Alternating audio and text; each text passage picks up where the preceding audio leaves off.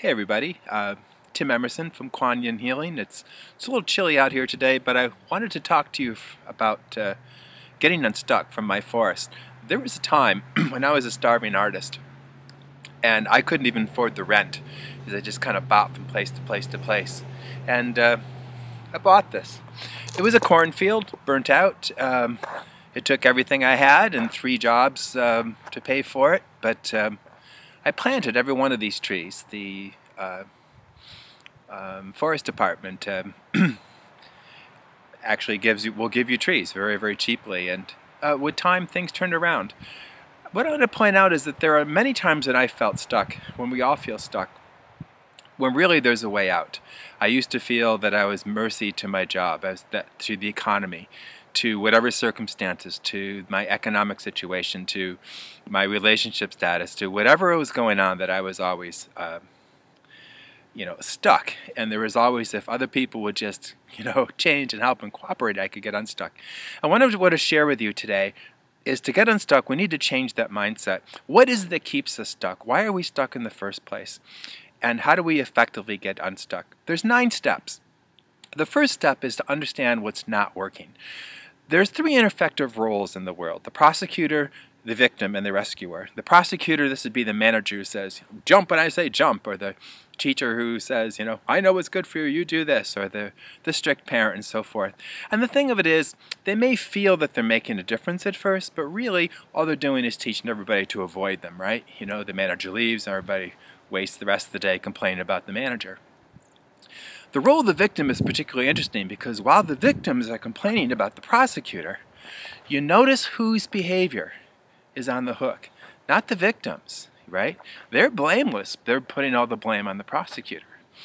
But also it puts all the control out of the victim's hands. The prosecutor says, if these people would just, nothing happens. The victim, if the prosecutor would just, everything is somebody else's situation. The rescuer, at first this sounds really great, hey, that's okay, don't worry about it, I'll take care of that, or just, if you can't do that, don't worry about it.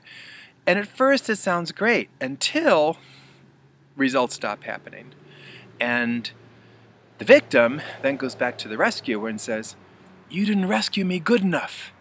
And notice that the victim has become the prosecutor here, and the rescuer is now the victim. And these roles keep shifting, and nothing happens, because somebody else is always the issue.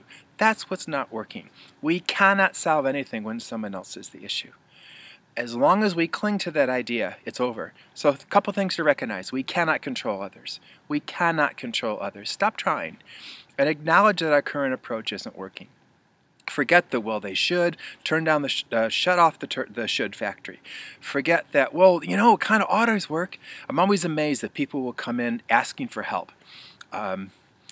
Business owners will ask coaches this, students will ask teachers, help me, this isn't working. And as soon as the help starts coming, the person starts defending what they're doing, even though it isn't working. It's not working. Stop. Accept that something has to change. Continuing what isn't working is not going to work. So number 1, understand what's not working. Number 2, you need help. We all do. The very fact, our best thinking got us where we are right now.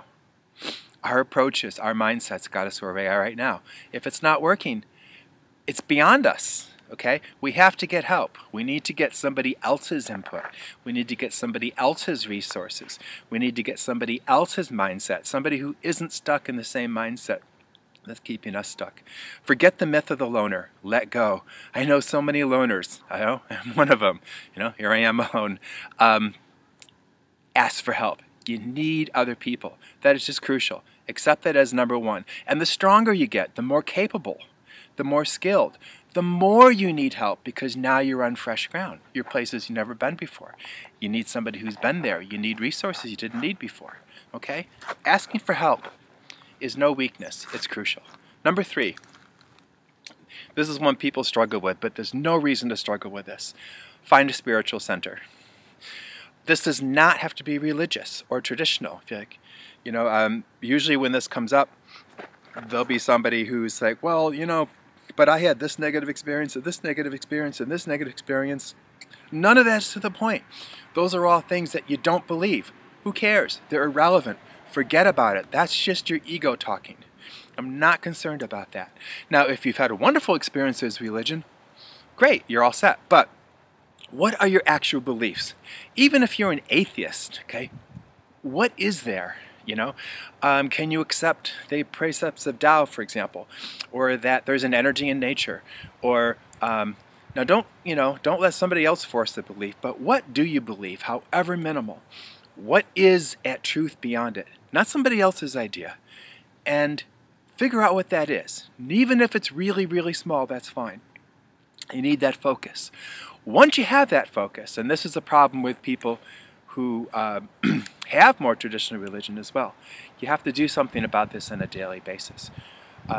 For me, for example, I do some morning reading, I have some evening meditation, but it doesn't matter what it is. Even if you're like, okay, I just believe that we're part of nature, fine. What are you going to do about this daily? So even if it's okay, in the morning I'm going to go out with a cup of tea and spend 10 minutes with my favorite tree, right? Even if you just do that, something daily, something that you do every day, and here's why. We need that touchstone, okay? Our lives get complicated, our minds get racing, all sorts of things happen, and we get caught up in them all. That's why we're stuck.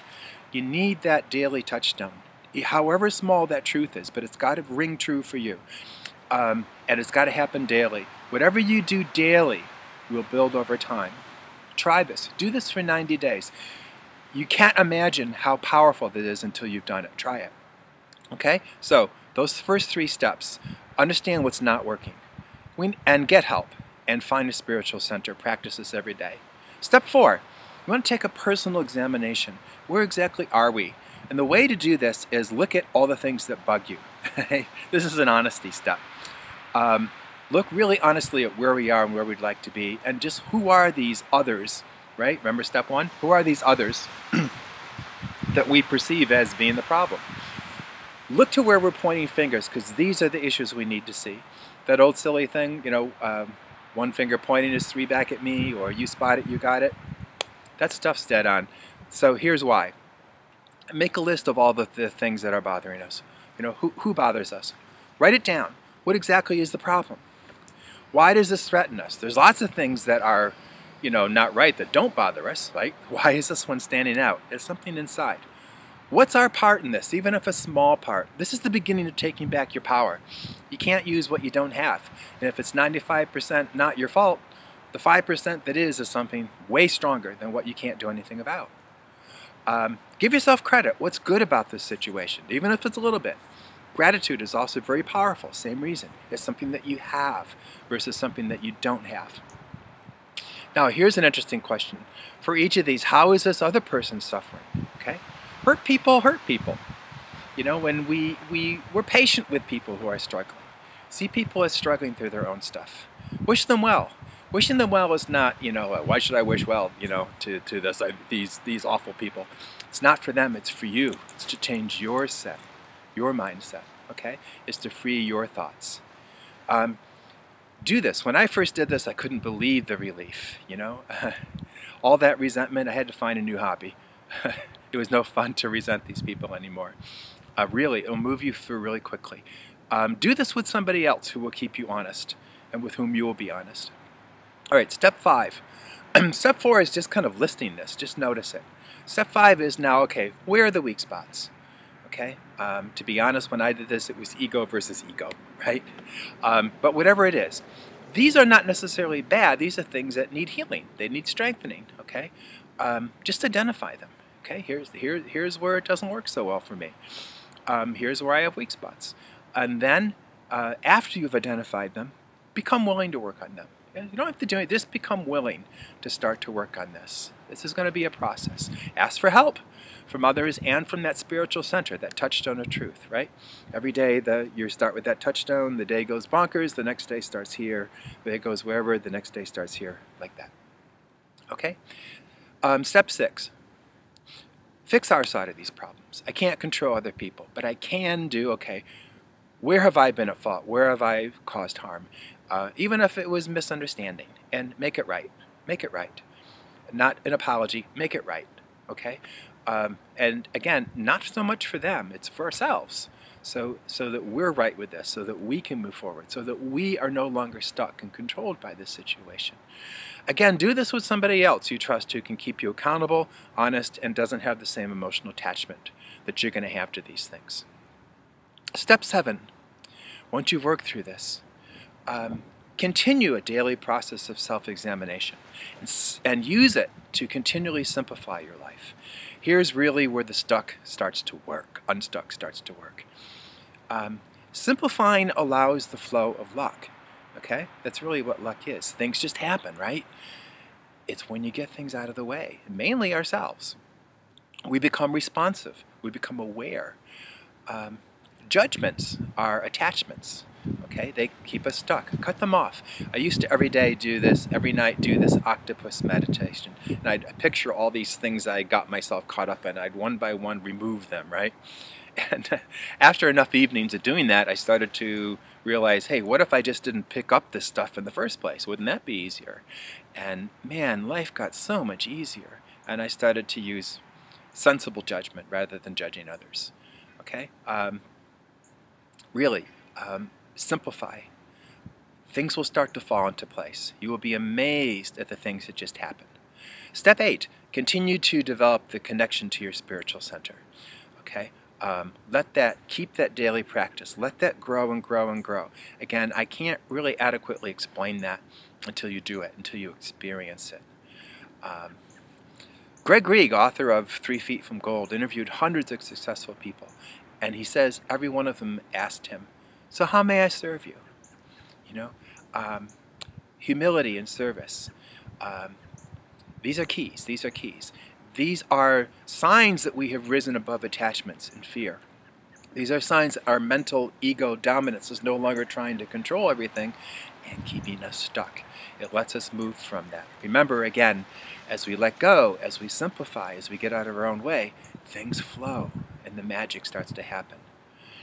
And step 9 is freely share. Freely share. You know, this is what abundance is. Abundance is, oh, if I only had X number of dollars. Abundance is, there are endless trees. There are endless leaves. There's an endless amount of air. There's endless, you know, that's what abundance is. It's like there's plenty for all. Come on in, share, enjoy. Okay? And again, it gives us past ego and into love and compassion. Okay? Along with gratitude, these are such keys. Love, compassion, gratitude, humility. Sharing and serving keeps things green for us. We remember to stay separate and to keep our ego from letting us get caught again. We're like streams. Water needs to continually flow in. Water needs to continually flow out. If those two things don't happen, we get flooding or we get stagnant. And we're right back to stuck. Okay? So, 9 steps to getting unstuck. This is a small part of what we cover in the Reconnective Journey. Just a little snapshot, but really, these things will get you unstuck. Understand what's not working. You need help, get it. Find that spiritual center and have a daily practice, no matter what it is, no matter how small. Do that thorough personal examination, a really honest look at where we are. Where are the weak spots? Become willing to work and fix them. Fix our side of the situations, clean up our side of the street, so to speak. Continue that self-examination and simplify, simplify, simplify. Continue developing your connection to that spiritual center, humility, service, and give. Okay? Share. Be open. Love and compassion. You will find that magic. Okay? Instead of why can't I ever get free? Why does something always help? You'll be amazed that the right things just seem to fall into place. I know it sounds mystical. Honest, it is not mystical. It is extraordinarily practical. We do live in a state of abundance and flow and magic and grace, and there's nothing but ourselves in the way. These 9 steps will help you take a nice honest look and help you to start working your way through to getting unstuck, to feeling freedom, to feeling the flow and connection, reconnection if you will, to our true and natural state and your awareness, your spiritual awareness. And peace and joy will start to build as well. And people will notice it. People will notice it before you do. They'll see the change. They'll remark on it. You look wonderful. What are you doing? You look so calm. You look so peaceful. It'll happen.